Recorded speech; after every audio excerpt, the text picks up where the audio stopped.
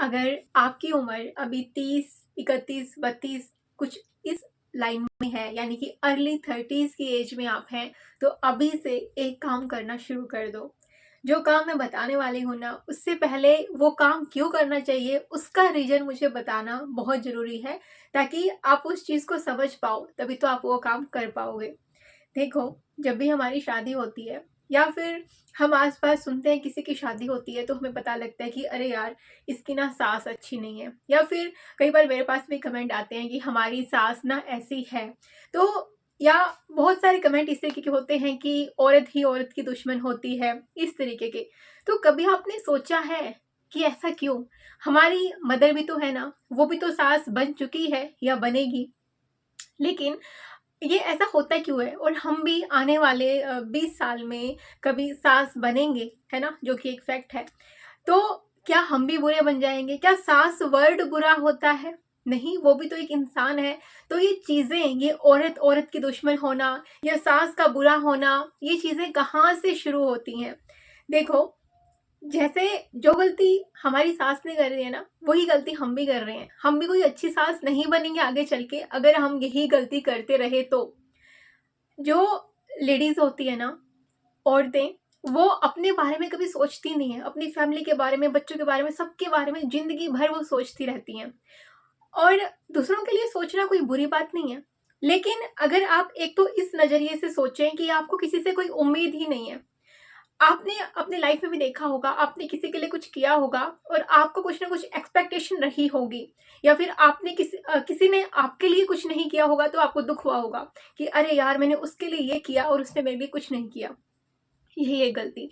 मेरा एक छोटा सा चीज है कि दूसरों के लिए कुछ करो, लेकिन अपने लिए सब कुछ करो।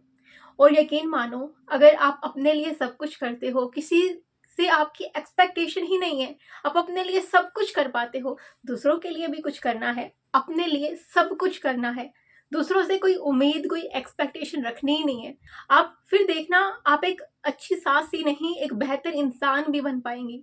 और अभी आपको वो चीज समझ में आई होगी कि वो लेडीज जो अभी आपकी सास हैं, या फिर आपको उनके अंदर कुछ बुराइयां दिख रही हैं, वो क्यों, वो ऐसा क्यों हो गई हैं? क्योंकि उन्होंने जिंदगी भर हमेशा दूसरों के लिए कुछ किया है, अपने लिए कुछ नहीं किया।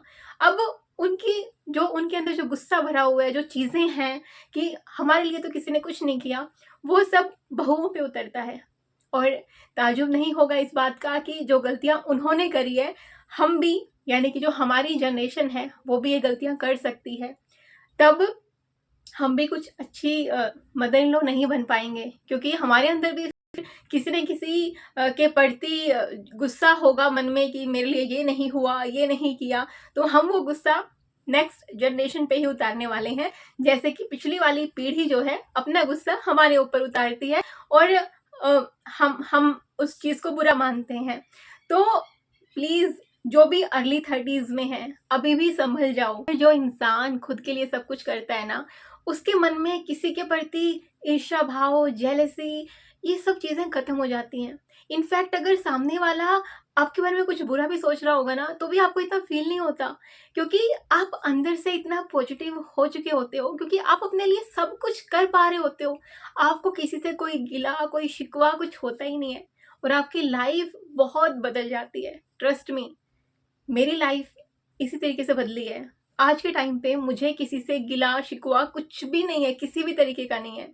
इतनी पॉजिटिविटी मैंने अपनी लाइफ में कभी नहीं फील करी, जो मैंने लास्ट के अभी 2-3 इयर्स में खुद की लाइफ में फील की है।